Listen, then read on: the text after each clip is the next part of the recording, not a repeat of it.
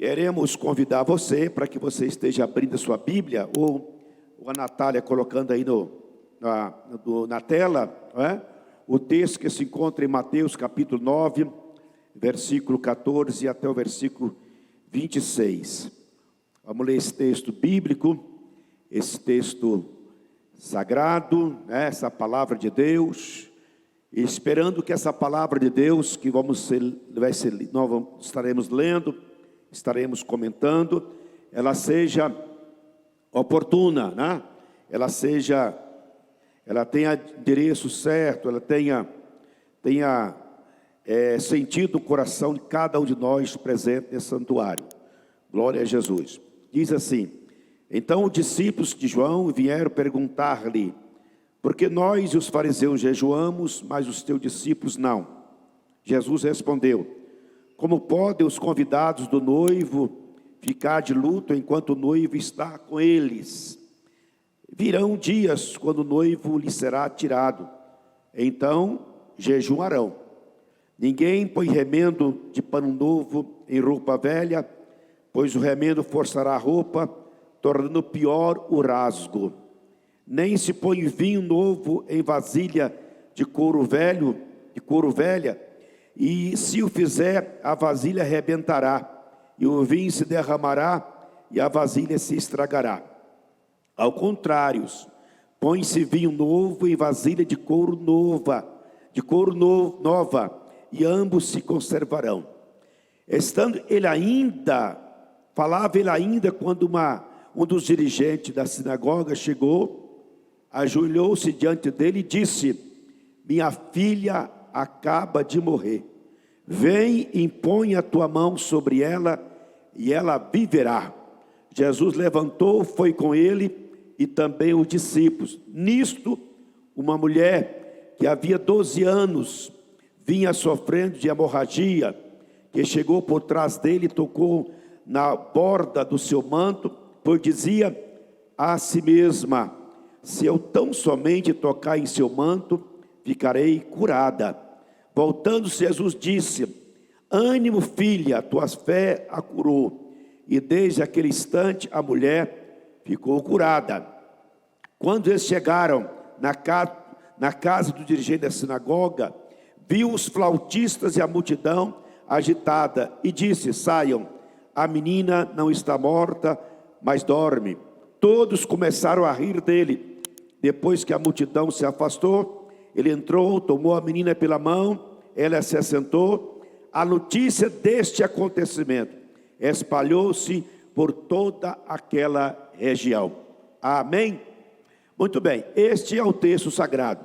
É o texto que nós escolhemos nessa noite para estar dividindo com vocês essa palavra. E essa palavra, se eu pudesse dar o tema a ela, é: não tenha medo de mudar.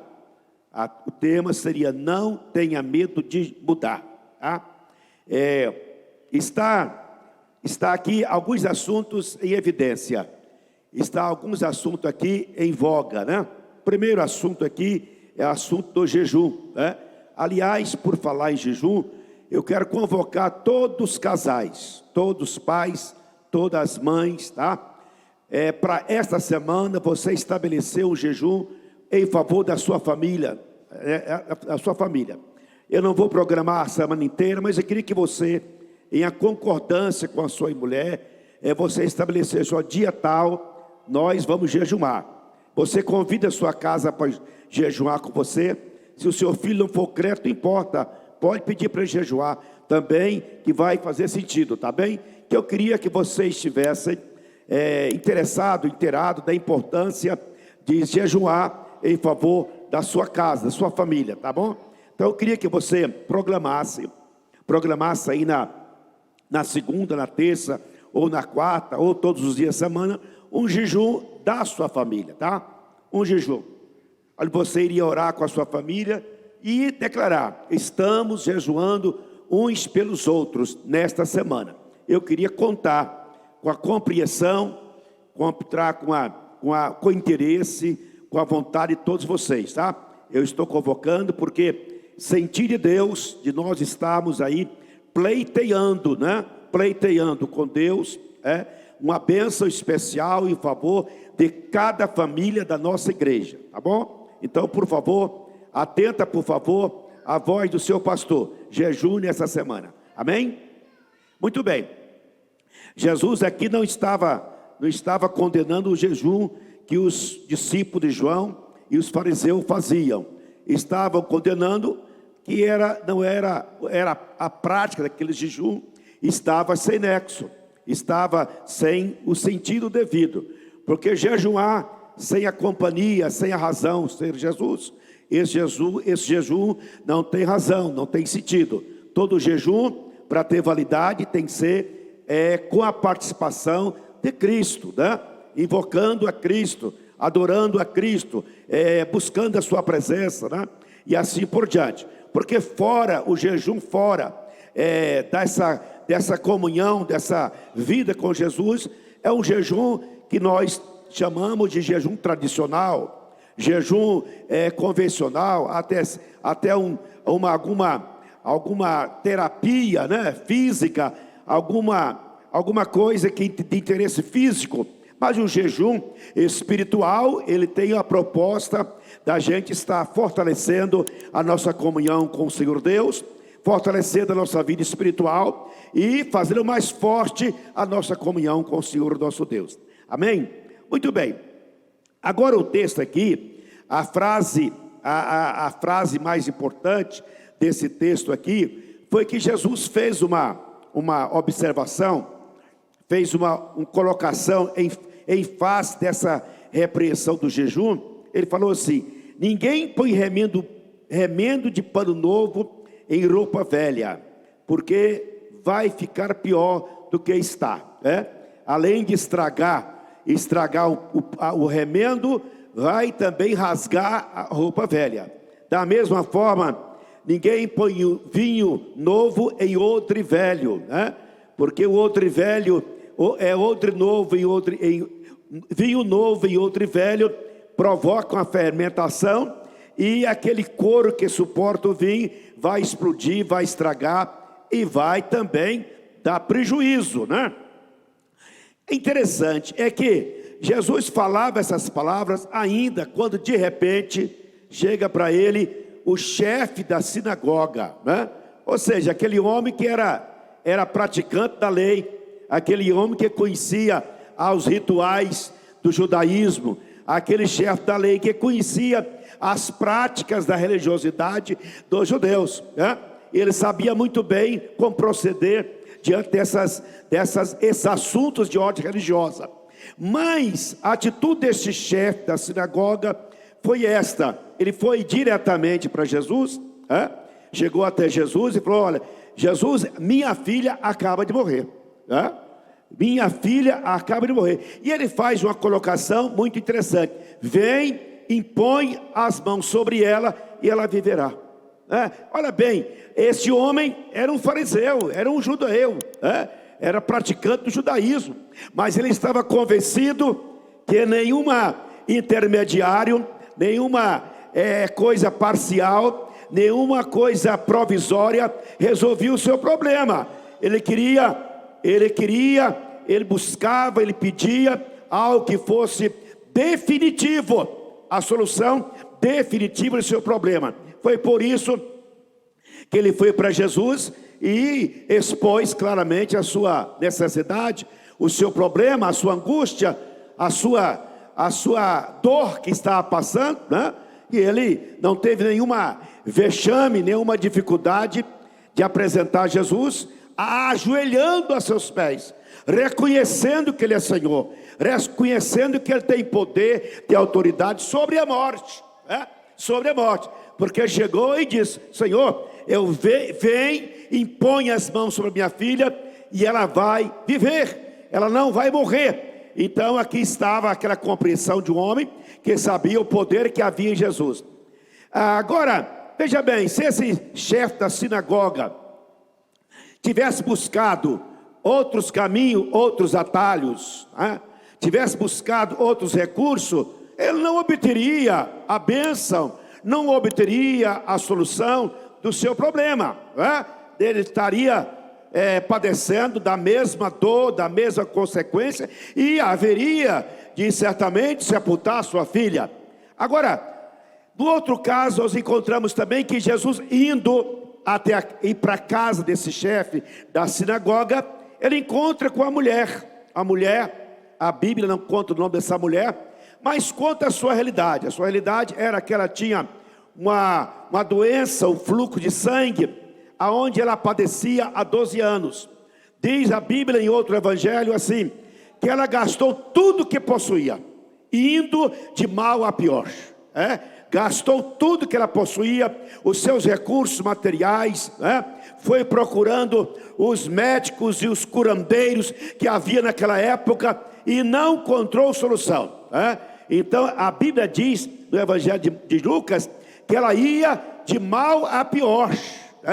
Aí essa mulher, ela toma decisão. Eu não posso continuar assim, eu não posso permanecer com esse problema sem solução. Aí ela então, ela decidiu, ela compreendeu, ela creu, ela creu, se eu tão somente tocar em seu manto, ficarei curada.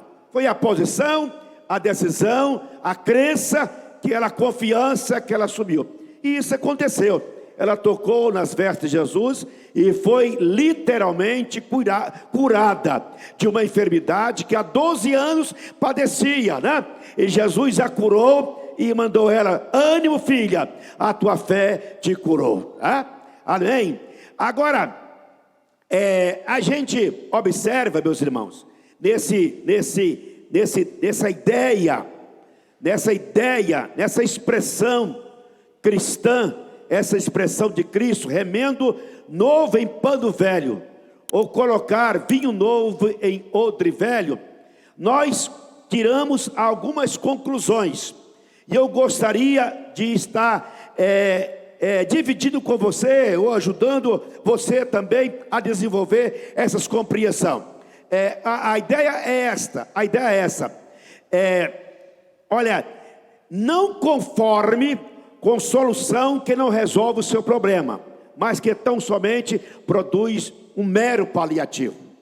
Não conforme com coisas, com soluções que resolvem só parcial, só parcialmente, não confia naquilo que não sustenta a sua fé, não sustenta a sua confiança, e não promove resultado legal, positivo e definitivo, Aí nós temos aqui, a ideia é esta. Jesus queria passar a ideia daquilo seguinte: olha, vocês precisam entender, vocês não podem acreditar, viver daquilo que não basta, daquilo que é insuficiente e que não resolve o seu problema, que não resolve o que tem que ser resolvido, que não resolve o que tem que ser resolvido.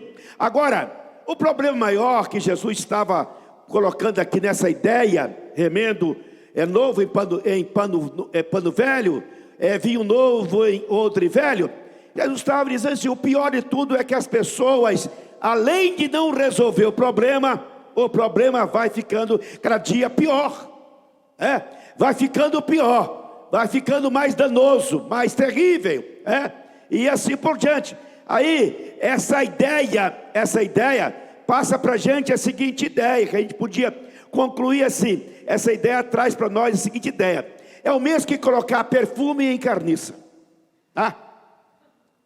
entendeu? É o mesmo que colocar perfume em carniça, é o mesmo que colocar pérolas em focinho de porco.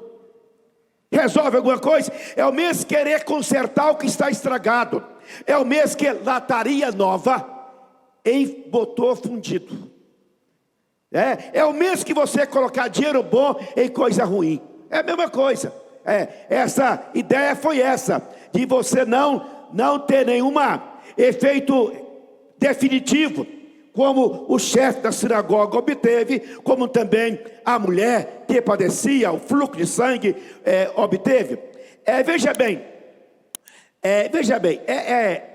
em Coríntios capítulo 11, capítulo da ceia que nós tomamos, o apóstolo Paulo fala bem assim: olha, quando vocês ajuntarem ajuntem para melhor, e não para pior.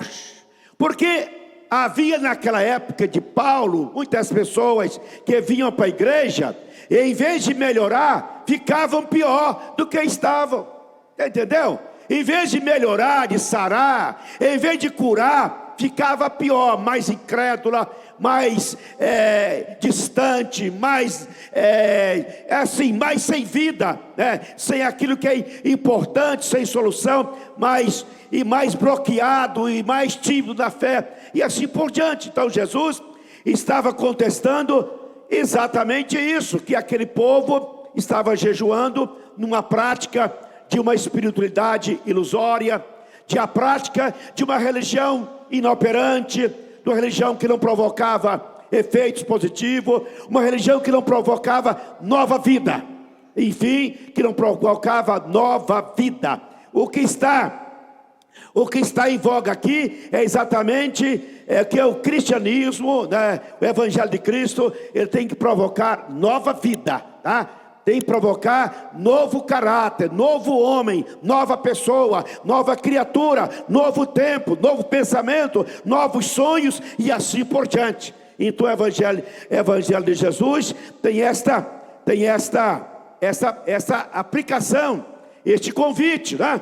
Agora, veja bem, eu queria que você entendesse que Jesus, ao falar isso, ele estava usando essa aplicação especialmente para condenar a prática do judaísmo, dos rituais, né? Das religiões que não provocava mudança de vida, que não provocava novidade de vida, né? Aí, esta ideia aqui, essa ideia de Jesus, ela chega até nós, né? Essa ideia do texto, ela alcança nós, né? Ela aplica-se a nós. Como ela aplica-se a nós, pessoalmente, a minha vida pessoal, a minha vida familiar, a minha vida financeira, a minha vida profissional, né? Ela me aplica nesse aspecto. Ou seja, qual que é a ideia? A ideia é essa: pare de colocar remendo nas coisas que você tem resolver de fato, tá? Pare de colocar remendo, porque muitas pessoas na vida vivem assim, colocando remendo, não resolve o problema, remendando as coisas, dando desculpa desvalida, jogando para debaixo do lixo a realidade, não encarando a realidade. O que Jesus queria dizer é o seguinte: olha, colocar remendo de pano novo em pano velho, colocar vinho em novo em outro velho, é para quem não quer mudar de fato e de verdade a vida, mas tão somente quer dar um paliativo, quer embromar, que enfim, quer procrastinar o problema, quer procrastinar a solução, ou seja, é resolver as coisas parcialmente, protelando assuntos inadiáveis, resolver fatos que precisa, não resolver fatos que precisam ser resolvidos. Não adianta, não fique adiantando, colocando pano quente, né? Não dando solução àquilo que deve ser solucionado, né? E aí a questão é essa, o convite é essa, a ideia é esta: seja uma pessoa resolvida. Seja uma pessoa resolvida por inteiro, corpo, alma e espírito.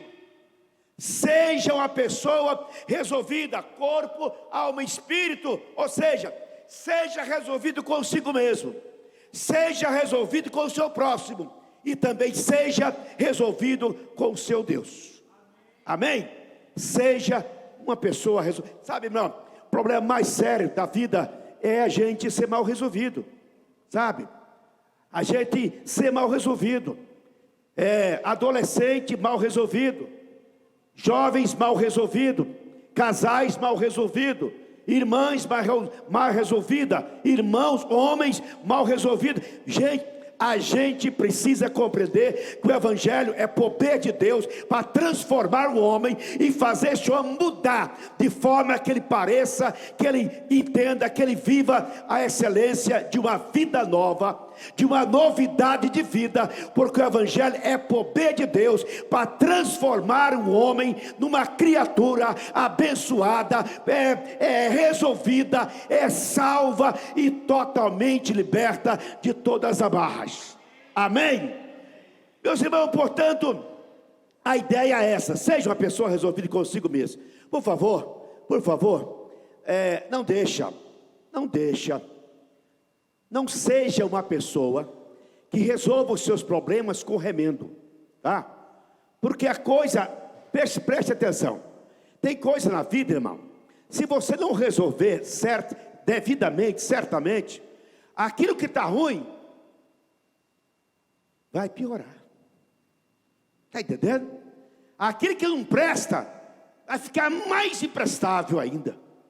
Aquilo que está estragado, vai estragar mais ainda.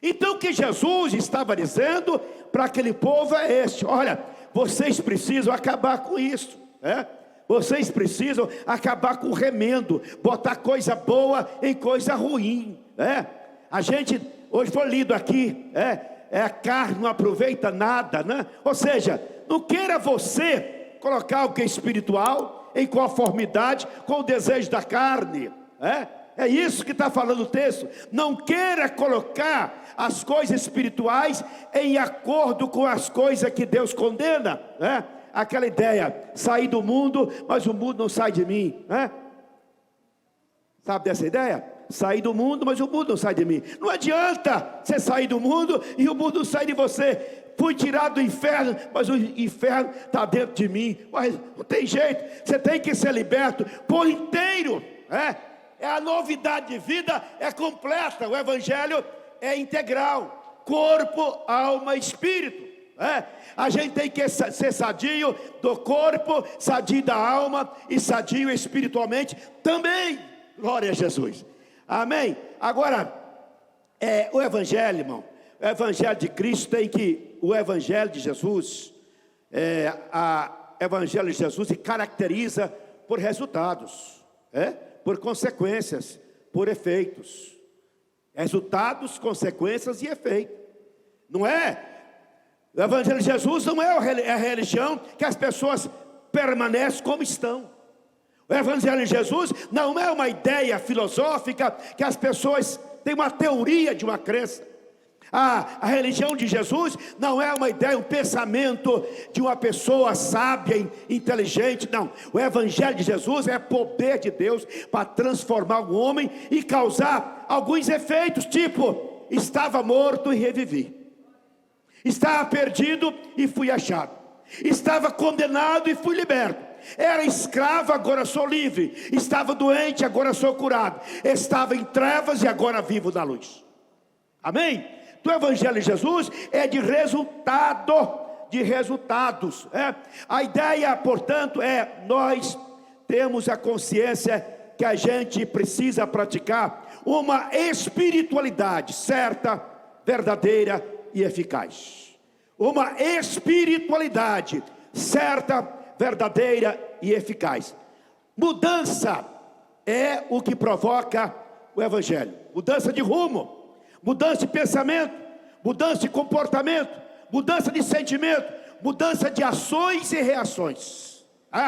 O Evangelho de Jesus provoca isso.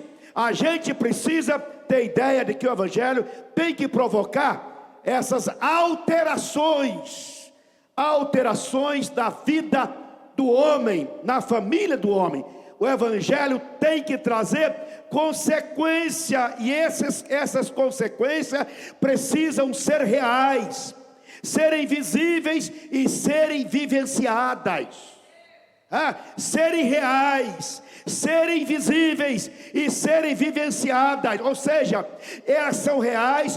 Eu dou testemunho daquilo que Deus fez de mim, as pessoas percebem, e eu tenho a vivência, a experiência. Ou seja, irmãos, a gente precisa compreender uma coisa: o Evangelho de Cristo é vivencial, é experimental, não é teoria, não é um pensamento, não é religião não, é algo que eu vivo, que eu experimento, que eu sinto palpitar no meu coração, algo tremendamente novo, abençoado e maravilhoso, que é o poder dele na minha vida. Amém? Muito bem, então o evangelho, ele tem que produzir aquilo que é duradouro, né? Remendo novo em pano velho não é duradouro, dura poucas horas, poucos dias. O evangelho não, ele é duradouro, é para sempre, é eterno, é para nunca mais voltar, ele é duradouro, né? Agora a gente precisa ter a ideia, ao seguinte, Jesus, quando foi no casamento em Caná da Galileia, no capítulo 2 de João, é onde ele chegou ali naquele casamento, faltou o vinho. Os irmãos sabem muito bem a história, né? Aí Jesus pediu para depois de transformar a água em vinho, ele mandou que o mestre de cerimônia experimentasse e avaliasse o vinho novo. Aí chegou o vinho novo para o mestre cerimonial, ele experimentou e falou assim: olha, aqui a coisa é diferente. Porque as festas que eu conheço aí, as cerimônias que eu faço, é o seguinte: ele serve primeiro um vinho mais ou menos bom, depois que as pessoas ficam embriagadas, enfia o vinho ruim. Enfia, ficou bêbado mesmo, qualquer coisa ferve. Aí ele falou assim: olha, mas com esse é diferente. Esse aí não, ele sempre reservou algo melhor para depois, para o final. Conclusão: o evangelho tem que ser sempre melhor, nunca para pior. Eu não posso admitir que eu estou piorando, eu tenho que compreender que eu estou melhorando mais e mais na minha atividade, no meu exercício de servir a Jesus. Aleluia! Se alguém aqui nesta noite, ou quem está me ouvindo, se a sua vida está como aquela mulher, há 12 anos, gastando recurso, sem solução dos seus problemas, indo de mal a pior, por favor, você precisa rever conceito, querido. Você precisa fazer avaliação. Você precisa mudar, né? E compreender que a vontade de Jesus é esta: cada dia melhor. Casamento, cada dia melhor. Vida espiritual, cada dia melhor. Vida ministerial, cada dia melhor. Aleluia, glória a Deus, glória a Deus. Não admita esse estado de ficar pior, irmão. Isso não é evangelho. O evangelho é de melhora. Eu tenho que ser melhor do que eu fui ontem, melhor do que eu fui ano passado, melhor do que eu fui mês passado. Eu tenho que ser melhor, porque o evangelho me prepara. É um processo aonde estou passando um processo de melhora de pessoal, melhora emocional, melhora de caráter, melhora espiritual. Aleluia! Então é de melhora. Agora, veja bem, a gente tem que ter algumas ideias também, assim, porque o que Jesus queria também transmitir com essa ideia era a seguinte ideia, é a seguinte conclusão. Jesus queria, remendar pano novo em pano velho, é o mesmo que é confessar, mas não arrepender. Uma coisa, você confessa, mas não arrepende, sabe? Ou seja, colocar vinho novo em odre velho, é o mesmo que você mudar o exterior, mas sem mudança no interior. Está entendendo? Não foi completo, não atingiu a essência, não atingiu o conteúdo, tá? Então, isso aqui é o mesmo que embelezar o exterior, mas continuar sujo no interior. É o mesmo que você perdoar, mas não esquecer. É o mesmo que você louvar a Deus de boca para fora, né? Falar uma coisa e viver outra. Falar de um conserto precário e parcial, de uma mudança sem resultado, de querer mascarar uma realidade e enganar a si próprio. Querer é mascarar uma realidade e enganar a si próprio. Então Jesus veio falar, olha, Jesus não explicou o texto, mas ele aproveitou do fato, provisoriamente, uma coisa tremenda. Ele acaba de falar, acaba de fazer esse texto, chega o chefe da sinagoga, e ele foi pontual, ele foi preciso, ele foi inteligente, ele foi altamente sábio na sua forma de reagir diante do seu problema, sabe? Ele chegou para Jesus e Jesus diz: Jesus, a minha filha acaba de morrer, ponto. Agora vem, impõe a sua mão sobre minha filha e ela viverá.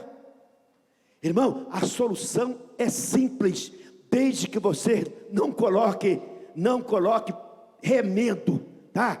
Não coloque algo provisório, não coloque algo rasteiro, não coloque algo pequeno, para ser definitivo a bênção, a solução da sua causa. Aleluia. Agora, a importância aqui nesse texto é a importância de mudar a essência, o conteúdo. Mudar a essência, o conteúdo, os valores, a referência, mudar os paradigmas da vida. Eu penso que aquele chefe da sinagoga, ele ia até Jesus, ia ajoelhar os seus pés, era algo assim, extraordinariamente fora da normalidade, sabe? Ele era uma pessoa respeitada pelos fariseus, pelos judeus, e ele é o chefe da sinagoga. Aí ele joga por terra tudo isso, esses títulos, essas obrigações, essas qualidades, e ele desmascara a si próprio, ele tira a máscara daquilo tudo, e ajoelha aos pés de Jesus, confessando: tu és o Senhor, tu tens poder nos céus e da terra, a morte não pode com o Senhor, por isso eu venho a ti, porque tenho certeza, se o Senhor quiser, a minha filha vai ficar viva. Amém, irmão? A gente vê aqui esse homem, ele mostrando uma disposição que deve ser própria de cada cristão em particular. Aí, da mesma forma, nós temos o exemplo daquela mulher, a mulher doente há 12 anos. Há 12 anos hemorrágica, uma hemorragia sem cura. Aquela mulher, ela desmascara. Aí, o bom texto fala assim, Jesus fala que ela contou toda a verdade. Ela contou toda a verdade para Jesus, que ela tinha passado. Ela desmascarou a si própria, ela tirou a máscara, ela apresentou e queria a essência dela, o conteúdo daquela mulher foi restaurado. Se eu tocar tão somente em suas vestes, eu vou ser curada. E a fé foi tanto que ela tocou, e Jesus sentiu que saiu o poder dele e curou naquela hora aquela mulher. Aquela mulher, irmão, ela foi procurar uma solução definitiva, sabe? Ela colocou ponto final no seu problema.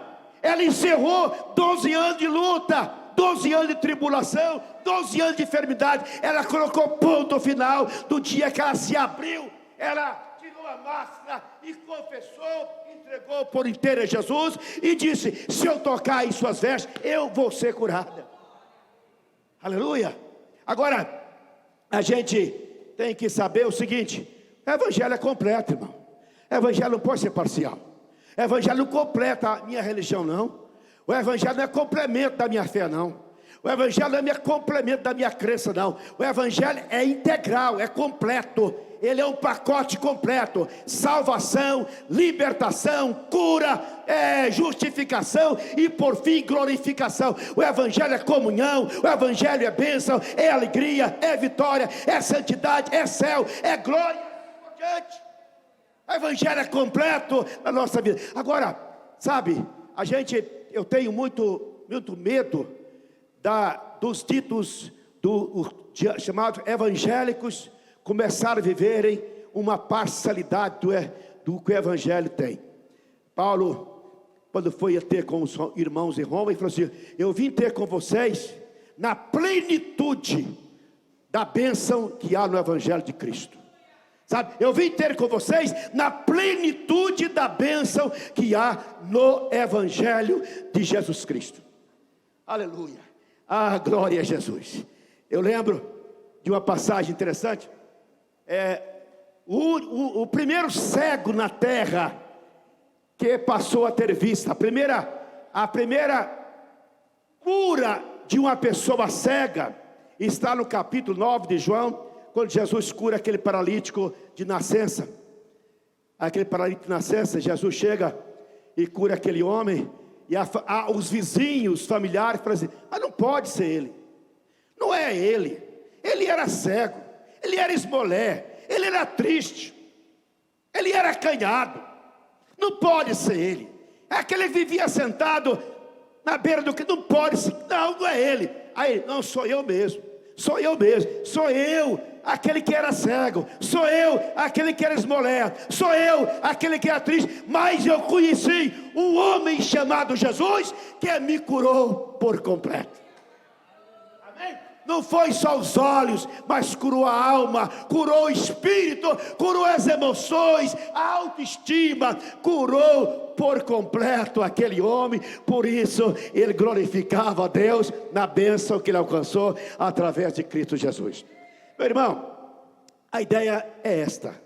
A ideia que eu quero que vocês compreendam desse texto é este: por favor, viva a plenitude da bênção do Evangelho, tá? Não permita que o Evangelho seja simplesmente o complemento de uma religião que você tem, tá? Não aceita o Evangelho ser simplesmente um remendo novo nos seus conceitos, nos seus pensamentos, na sua crença, no seu modo de ser e assim por diante. O que Jesus quer é que você não tenha medo de mudar em prol do Evangelho. Você não tenha medo de alcançar a completa bênção que Jesus propõe na sua palavra, né? Que você não tenha medo de dar um ponto final em tudo aquilo que tem que ser resolvido. Tudo aquilo que tem que ser resolvido em Jesus, por Jesus, para Jesus. Eu posso crer que eu posso colocar o ponto final numa situação de 12 anos, de 14 anos, de 20 anos, de 1 ano, não sei qual é, mas eu posso colocar o ponto final quando eu declaro assim: se eu tão somente falar com Jesus, encontrar com Jesus, tocar em Jesus, hoje vai acontecer a minha total bênção. Fique de pé, por favor. Eu sei que estou falando com uma plateia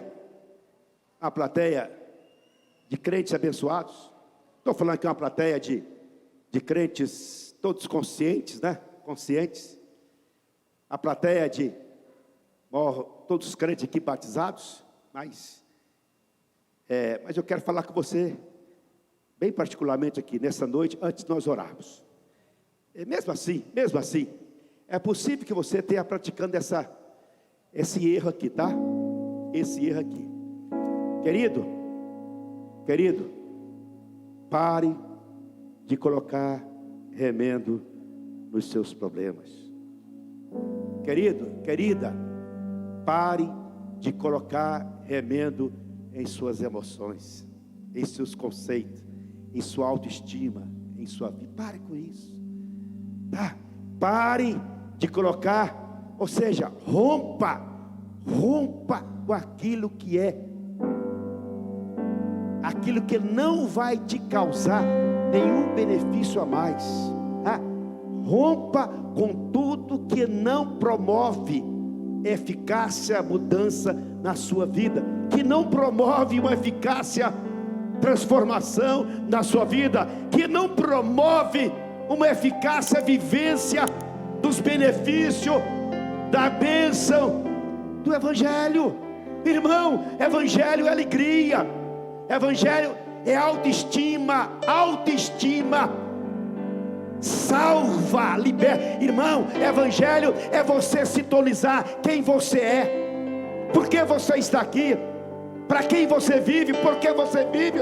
O Evangelho de Jesus Cristo é para trazer vida, novidade de vida, é viver em novidade, segunda a segunda, de janeiro a dezembro, de ano a ano, vivendo em novidade de vida. Não permita de forma alguma você cristão, você crente, você evangélico, viver uma vida que seja fraca, pequena, medíocre, acanhada. Por favor, Jesus me chamou e chamou a você para que nós vivamos a plenitude da bênção do seu evangelho.